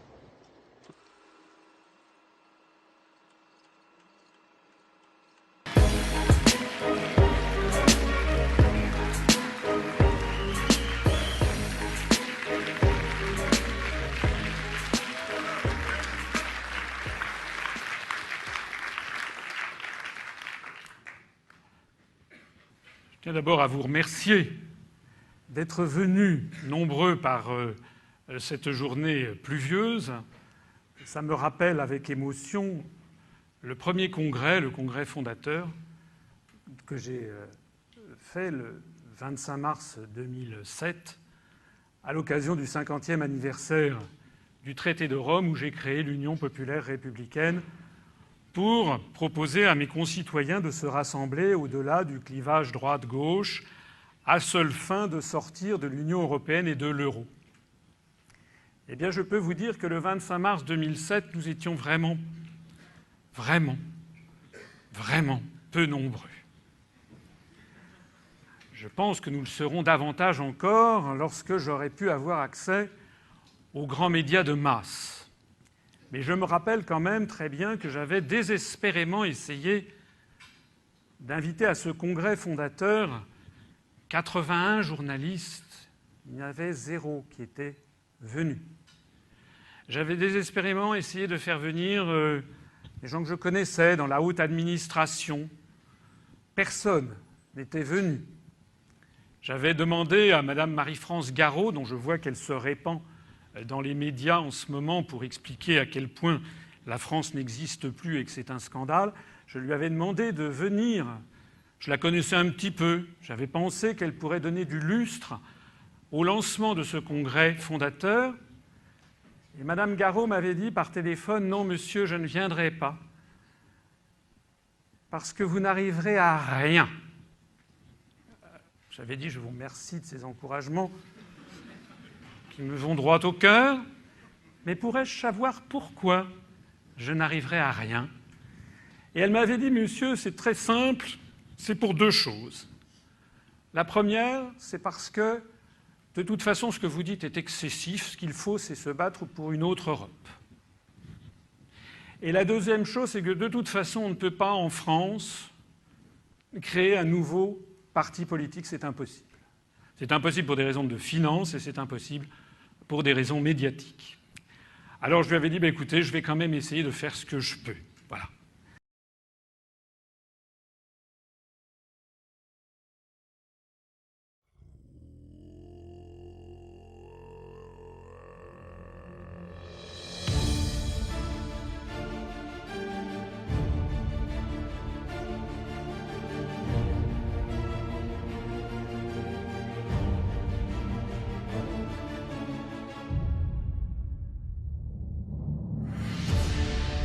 Peuple de France et du monde, je viens vers vous pour faire appel à votre bon sens. Hommes et femmes de la Terre, écoutez la souffrance de notre planète. Bientôt toutes nos sources d'eau seront empoisonnées. Le dernier arbre aura été coupé et nous prendrons conscience trop tard que l'argent ne nous nourrit pas. Nos dirigeants politiques nous ont menti, trahis, et nous sommes tous victimes d'un esclavage financier depuis bien trop d'années. Tellement d'années qu'il m'a fallu chercher l'origine de la faille de notre nation actuelle dans les livres d'histoire. La conclusion est claire, laissez-moi vous l'expliquer. La République fut créée sur la base des écrits de Machiavel, au milieu du XVIIIe siècle. Je cite. « La République garantit le pouvoir par la corruption. Celui qui détiendrait l'argent aurait donc tous les pouvoirs si les nations adoptaient la République. » Le message du livre de Machiavel le Prince est que les lois et la moralité sont des fictions qui ne s'appliquent en aucune manière au roi et au pape. Que de tels dirigeants doivent utiliser la ruse, le subterfuge ainsi que tous les moyens de violence et du crime pour se maintenir sur le trône. Ils se trouvent aujourd'hui à la tête des États, tout en se faisant passer pour des personnes justes et pures. Depuis toujours, ceux qui n'ont aucune valeur morale, aucune éthique, aucun scrupule, sortent toujours vainqueurs. La République est le système idéal pour favoriser l'ascension des moins pourvus de ses qualités humaines. D'autant plus, si les candidats sont d'abord sélectionnés, selon ces critères de dénuement à l'intérieur de sociétés occultes qui gèrent les partis politiques et le système financier. Celui qui ment le plus, fait le plus de fausses promesses, gagne toujours face à celui qui tente de ne pas trop tromper ses électeurs. Le raisonnement est parfaitement juste. La République est un système garantissant la corruption, et donc la possibilité d'utiliser les dirigeants pour manipuler le peuple, mais aussi d'établir les lois, assurant la continuité de cette République, garante du pouvoir dans l'ombre, et enfin, favoriser les intérêts de ceux qui participent à l'asservissement du peuple. Après 2 guerres mondiales, ils ont réussi à imposer sur presque toute la planète un système qui leur permet de contrôler la vie politique et économique de chaque pays. Peuple de France et du monde, voici la faille de notre nation actuelle, comme celle de nombreuses autres nations. Il est vital qu'une opposition s'élève contre le principe de la République, qui garantit la continuité de leur plan, et le remplace par un autre mode de gestion de la société. La technique employée, pour obliger les dirigeants d'un pays à imposer au peuple la crise financière, pour le contraindre à accepter la vente des activités vitales du pays, telles que les compagnies des eaux, d'électricité, d'aviation, les compagnies pétrolières, les banques et j'en passe. Cela se nomme la corruption. Les élites appelant cela, à leur gré, privatiser ou libéraliser, afin de camoufler au peuple leurs coupables machinations. Depuis les années 2006, les élites ont lancé leurs grandes offensives économiques sur l'Europe, avec la complicité des principaux dirigeants politiques et économiques. La finalité étant de faire disparaître toutes les nations de l'Union européenne, pour les transformer en petites provinces du nouvel ordre mondial. Provinces dirigées par un Conseil européen, dont ils sont déjà les seuls maîtres. Bientôt, des traités commerciaux vont permettre la destruction de tissus sociaux et économiques, et ouvrir grandes les portes à l'asservissement de nos ressources, par l'emploi de techniques polluantes et destructrices pour la nature, ce pour le profit exclusif des élites. Le TAFTA, marché transatlantique le plus libéral et liberticide qui ait jamais vu le jour, va obliger l'Union européenne à suivre et faire appliquer à tous les pays de l'Union les normes américaines. Ceci aura pour conséquence majeure de détruire la gestion rationnelle des terres de l'Union pour cultiver des OGM, puis pratiquer l'élevage intensif aux hormones et antibiotiques divers, en faisant disparaître toutes les petites exploitations agricoles, ceci étant prévu pour 2015. Ensuite, le programme TISA, lui, fera disparaître la sécurité sociale, les caisses de retraite, et tous les services publics deviendront privés, donc payants. Ceci étant prévu pour 2018. L'État français a d'ores et déjà annoncé que les caisses de retraite complémentaires sont vides, et que sous 2 ans, il n'y aurait plus aucune retraite d'honoré. Enfin, la restructuration des régions achèvera les nations en les divisant en provinces européennes, ceci étant prévu entre 2018 et 2020. Si rien n'empêche ces programmes de s'accomplir, la France aura disparu dans moins de 10 ans. Une personne seule ne pourrait rien contre cela. En revanche, un peuple uni, un peuple assez fort culturellement, pour disposer à la fois d'une base sociale solide et d'une philosophie civique. Un peuple dont le pays offre assez de rayonnement international pour que son action soit rapidement suivie par d'autres nations. Un tel peuple pourrait prendre définitivement son avenir en main. Vous, Français, qui refusez ce nouvel ordre mondial, vous qui voulez conserver identité et indépendance, vous qui souhaitez établir vos propres valeurs, votre propre mode de vie, vos propres lois et enfin retrouver votre dignité. Vous, Français, qui jugez que la prospérité de la France ne devrait pas profiter qu'aux seuls banquiers et politiciens. Vous, Français indivisibles, de toute religion, de toute ethnie, de toute profession, de tous niveaux sociaux, de toute région, prêts à défendre une valeur unique d'un pays libre, tendant la main à tous les peuples de la terre, invitant à refuser les guerres et la dictature mondiale de quelques familles. À vous tous. Rendez-vous le 14 juillet 2015, à Paris, place de la Concorde à 10 h.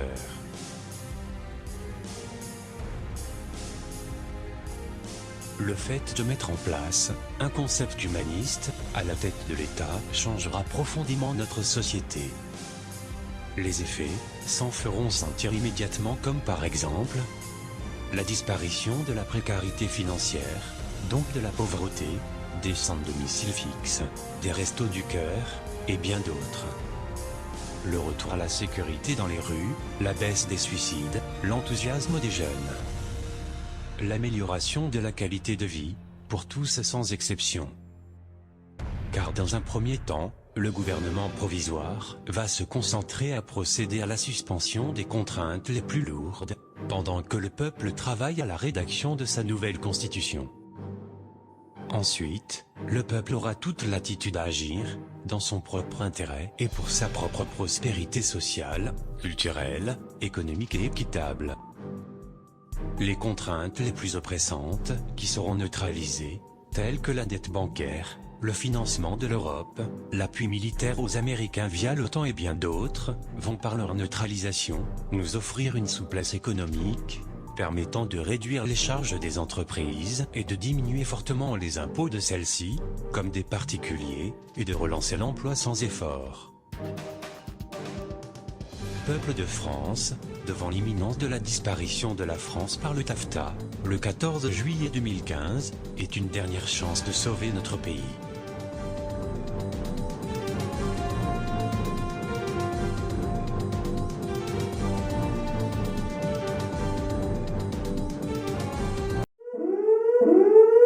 La situation de la France est donc celle d'une nation sans gouvernement légitime.